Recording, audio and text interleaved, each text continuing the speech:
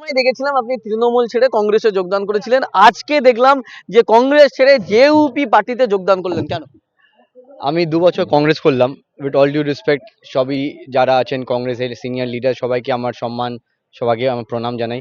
কিন্তু কংগ্রেস দলটা ভারতবর্ষে বলুন, স্পেশালি পশ্চিমবাংলাতে কোনো কাজের সুযোগ পাচ্ছিলাম না। মানে আমি জয়েন করার পরে মনে হচ্ছিল কি আমি ভিতর ভিতর একটা সাফোকেশন হচ্ছিল, কেন কি কোনো কাজ নেই, কোনো সংগঠন নেই, নিজেদের মধ্যেই কিছু, কেউ এ বলছে, কেউ বি বলছে, কেউ সি বলছে, কেউ ডি বলছে, আর একটা স্পেসিফিক কিছু ডাইরেকশন পাচ্ছিলাম না। তো এর জন্যে আমি আজকে কাজ সবসময় ইয়াসের হায়দারকে আপনারা সবাই চেনেন যে মানুষের সাথে, মানুষের কাছে, মানুষের পাশে রাস্তায় সবসময় থাকেন। আর আমি যখন থেকে হুমায়ুন ভাইকে দেখলাম, হুমায়ুন কবির সাহেবকে আমি দেখলাম সবসময়, উনি যে আগামী ২-৩ মাস থেকে যা সংগঠন করে যাচ্ছেন, তো নিশ্চয়ই আমাকে ওরকম একটা দাবা, একটা ফাইটিং লিডার যেমন আমরা সবসময়, আমি যেটা চাই, যাকে দেখি, যাকে দেখে আমি প্রেরণা পাই, তো নিশ্চয়ই ওনাকে দেখে আমি এক্সাইটেড হলাম, খুশি হলাম কি একটা আমরা পশ্চিমবাংলায় ফাইনালি একজন যাকে পেয়েছি আমরা, যে এই যে কারেন্টলি যে সরকার আছে ওর বিরোধে কথা বলার একজনকে পেয়েছি। তো নিশ্চয়ই আমি এই জন্যে জেইউপি সিদ্ধান্ত নিয়ে আমি জেইউপিতে জয়েন করলাম। আর আজকে অনেক ভালো লাগলো কি এত সম্মান, এত ভালোবাসা পেয়ে আমি সবার সামনে, পুরো পশ্চিমবাংলার সামনে আজকে হুমায়ুন কবির সাহেবের সামনে ওনার হাত ধরে আমি জেইউপিতে আসলাম। আজকে এখান থেকে কি মনে হচ্ছে আপনারা কিভাবে কাজ করবেন 2026 বিধানসভা নির্বাচন?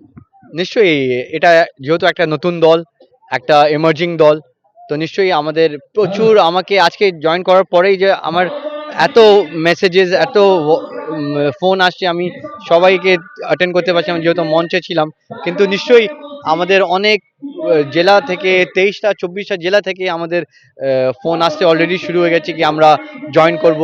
কেন এরা সবাই এই যে এখন যে সরকারের বিরোধে, সরকারের আগেনস্টে যারা যা কাজ করতে পারেনি এনারা, নিশ্চয়ই এনারা ক্ষোভ পেয়ে এনারা আমাদের কাছে আসছেন। আর নিশ্চয়ই এনারা একটাই আমি কথা বলি সব সময় কি, যতক্ষণ আপনি মানুষের সাথে, মানুষের কাছে, মানুষের পাশে কাজ করবেন না, ওই মানুষরাই আপনাকে ওই চেয়ারে বসায়, ওই মানুষরাই আবার ওই চেয়ার থেকে আপনাকে জমিতে নিয়ে আসে।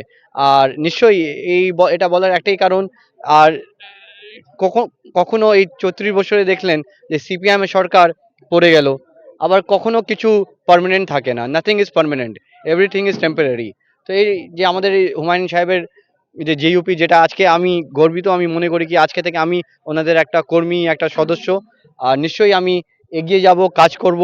আর সব সময় একটাই কথা বলবো কি আমি মানুষের সাথে, মানুষের কাছে আর মানুষের পাশে সবসময় ছিলাম, আর সবসময় আছি আমি। শেষ প্রশ্ন একটা করব, যে হুমায়ুন কবির সাহেব তিনি বললেন যে একসঙ্গে বিজেপি এবং তৃণমূল দুই শক্তিকে হারাবো, কিভাবে কাজ করবেন, এটা কি সম্ভব আপনাদের দ্বারা?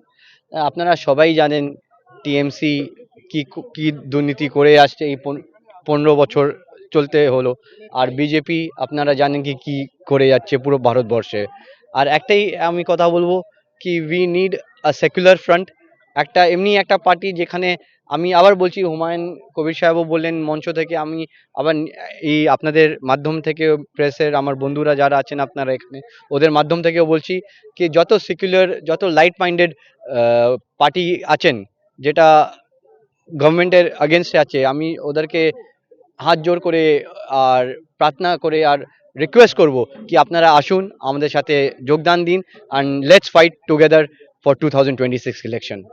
ধন্যবাদ। আমরা কোনো কর্পোরেট সংস্থা বা রাজনৈতিক দলের অর্থে পরিচালিত নই। স্বাধীন, নির্ভীক ও সত্যনিষ্ঠা সাংবাদিকতা চালিয়ে যেতে আপনাদের এই সাপোর্ট আমাদের একমাত্র শক্তি। আপনার যদি মনে হয় জিআই সত্য তুলে ধরছে, মানুষের কথা বলছে, প্রশ্ন তুলছে, তাহলে আপনার সামর্থ্য অনুযায়ী আর্থিক সহযোগিতা করে আমাদের পাশে থাকুন।